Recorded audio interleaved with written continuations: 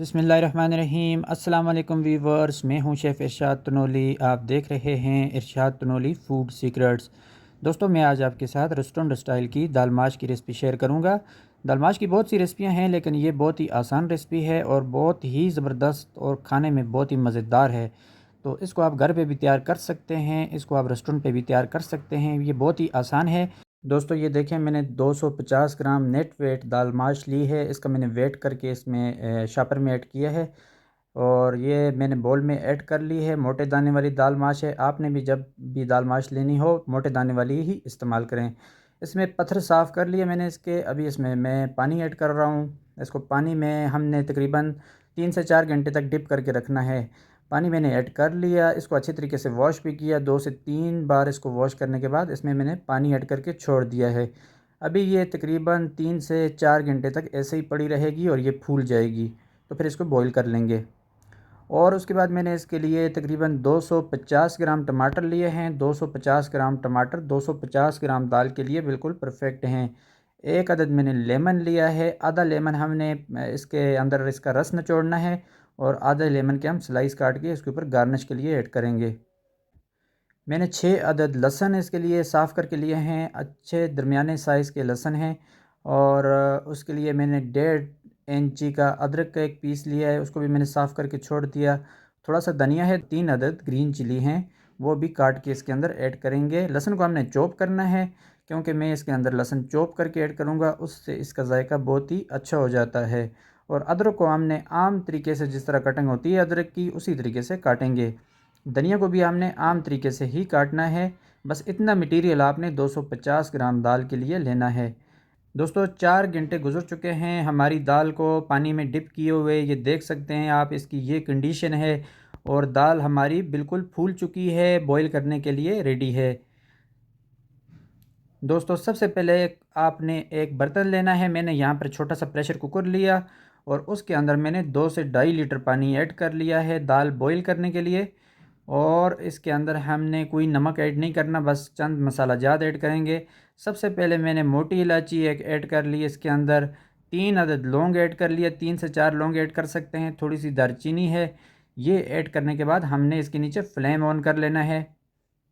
Flame on कर लिया। अभी इसका फ्लेम हमने थोड़ा सा हाई रखना है ताकि पानी को जल्दी बॉईल आ जाए। ये देखें दोस्तों, मैंने कटिंग कर ली है। तमाम कटाई हमारी मुकम्मल है। हमने गार्निश काट ली। अभी टमाटर काटेंगे। टमाटर हमने मोटे साइज़ के काटने हैं, क्योंकि हमने इसको ऑयल के अंदर फ्राई करना है और इसका पेस्ट तैयार करना है। ये जो आज मैं आपके साथ दाल की रेसिपी शेयर कर रहा हूँ, ये सबसे बेहतरीन और सबसे मज़ेदार रेसिपी है। टमाटर को आपने इसी तरीके से काटना है, मोटे मोटे कटाई करनी है। सबसे पहले आपने टमाटर को सेंटर से 2 पीस करने हैं और उसके बाद फिर उसके 2 पीस करने के बाद दोबारा इस तरीके से कटाई करनी है। बहुत ही आसान कटाई है इसकी।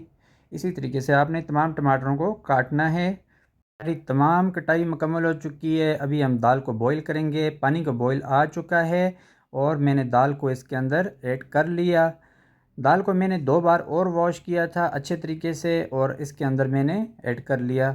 अभी इसको हम हाई फ्लेम पे बॉईल देंगे, लेकिन हमने इसके अंदर चम्मच जो है वो प्लास्टिक का इस्तेमाल करना है या लकड़ी का इस्तेमाल करना है। अदरवाइज़ आपने इसके अंदर लोहे का चम्मच इस्तेमाल नहीं करना। ये देखें, फ्लेम मैंने इतना रखा है।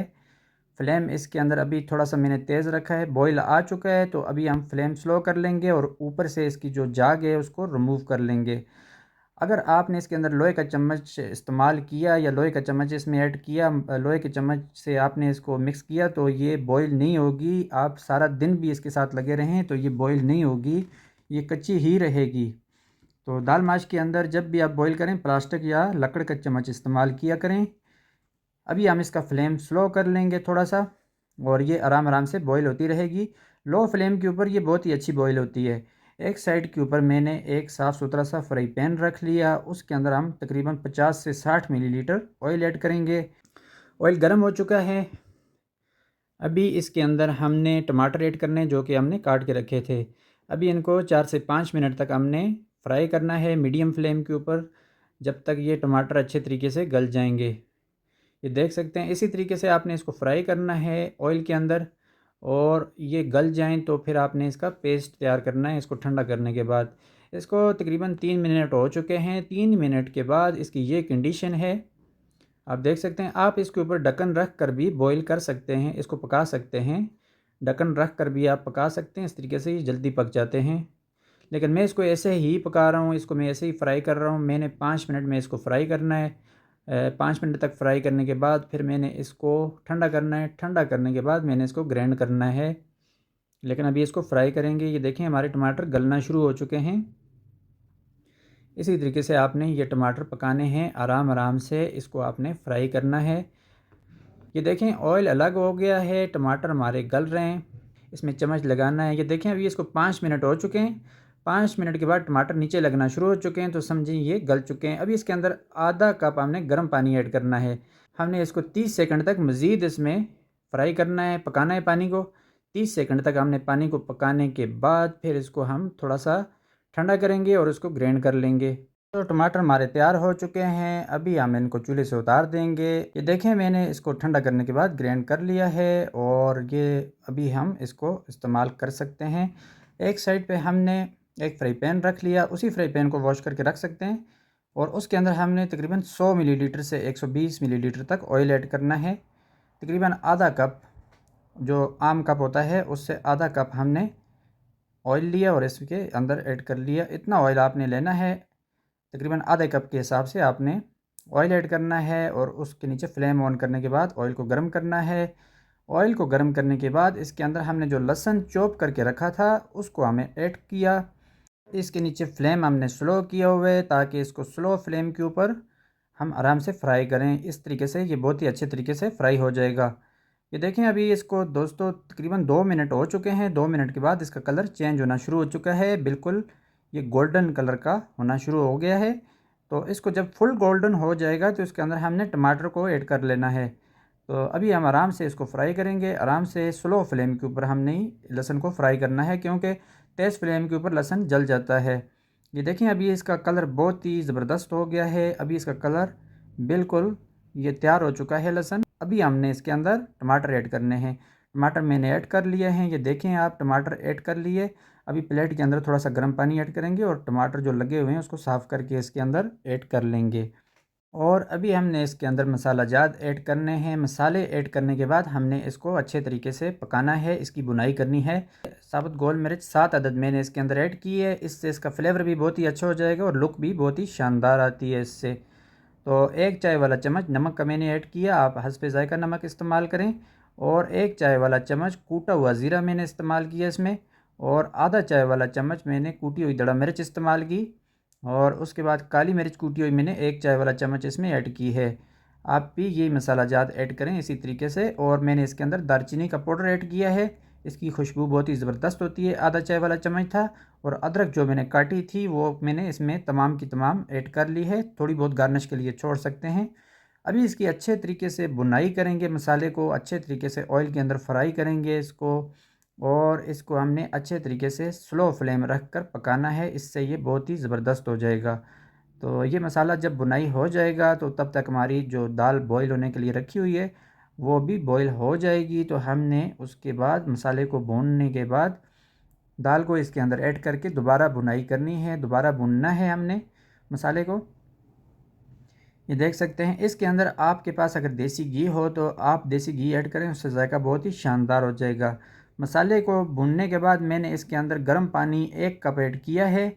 गर्म पानी से इसका जायका चेंज नहीं होता। दाल को चेक करेंगे, दाल हमारी तकरीबन ये देख सकते हैं तैयार होने वाली है तकरीबन, और तैयार हो चुकी है। ये देखिए बिल्कुल सॉफ्ट हो चुकी है दाल, लेकिन इसका दाना साबुत है। आपने दाना दाल का साबुत रखना है, दाल का दाना साबुत ही होना चाहिए, उससे उसका जायका बहुत ही ज़बरदस्त आता है। ये देखें हमारी दाल बिल्कुल 90% तक गल चुकी है। हमने 90% तक ही इसको कुक करना होता है, उससे ज़्यादा ये बिल्कुल बुरी लगती है। ये देखें मैंने उसको स्टीनर से निकाल दिया। अभी हमने इसको मसाले के अंदर ऐड करना है। इसका पानी मैंने गिरा दिया, स्टीनर रख कर निकाला इसको मैंने। अभी इसको इस मसाले के अंदर ऐड करेंगे और इसको बहुत ही आराम से हम इसके अंदर फ्राई करेंगे, भुनाई करेंगे इसकी। बहुत ही आसान रेसिपी है, रेस्टोरेंट स्टाइल की रेसिपी है ये, और बहुत ही आसान तरीका है इसको बनाने का। आप आराम से ये रेस्टोरेंट वाली दाल घर पे तैयार कर सकते हैं, कोई इसका इतना बड़ा मसला नहीं है। इसका बहुत ही ज़बरदस्त टेस्ट है और बहुत ही अच्छा, इसका जायका भी अच्छा है और लुक भी बहुत ही शानदार है इसकी। इसी तरीके से ये आप घर पे तैयार कर सकते हैं। ये देखें, इसको अभी आराम से हम इसको मिक्स करने के बाद इसकी बुनाई करेंगे। पहले आपने दाल को ऐड करना है और उसके बाद उसको आराम से आपने मिक्स करना है। इस तरीके से इसका फ्लेम हमने नीचे इसके तकरीबन मीडियम फ्लेम ही रखा हुआ है। अच्छे तरीके से बुनाई करने के बाद फिर इसके अंदर हमने आधा कप गर्म पानी ऐड करना है। ये देखें, ये मिक्स हो चुकी है, अभी ये पक रही है आराम आराम से।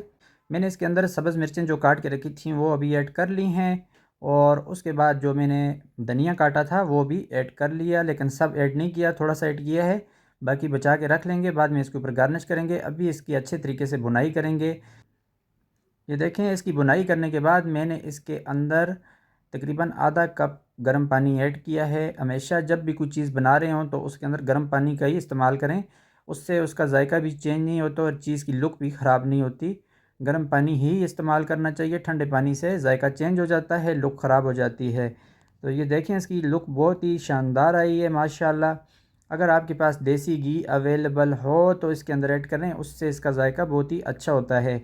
दाल माश को देसी घी में बुनाई करने से दाल माश की खुशबू भी बहुत ही ज़बरदस्त आती है और जायका भी बहुत ही ज़बरदस्त आता है। लेकिन मैं इसके अंदर बटर ऐड कर रहा हूँ, आप भी बटर ऐड कर सकते हैं। मेरे पास देसी घी नहीं था तो मैंने इसके अंदर 50 ग्राम बटर ऐड कर लिया, इससे भी इसका जायका बेहतर हो जाएगा। लेकिन दाल माश के लिए असल जो चीज़ है वो देसी घी ही होता है।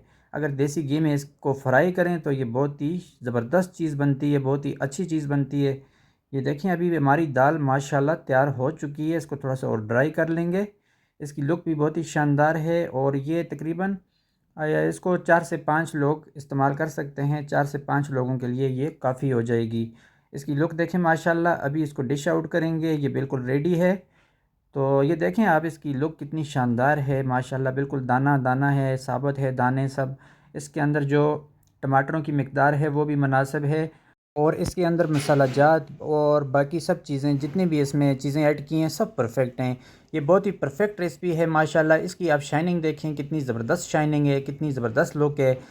हर दाना दाना नज़र आ रहा है, साबुत दाना है, इसका दाना टूटा नहीं है, लेकिन ये गल चुका है। ये देख सकते हैं। अभी इसके ऊपर मैंने गार्निश कर लिया है, ये लेमन की गार्निश इसके ऊपर बहुत ही ज़बरदस्त लग रही है, इससे इसका जायका भी बहुत ही ज़बरदस्त हो जाता है।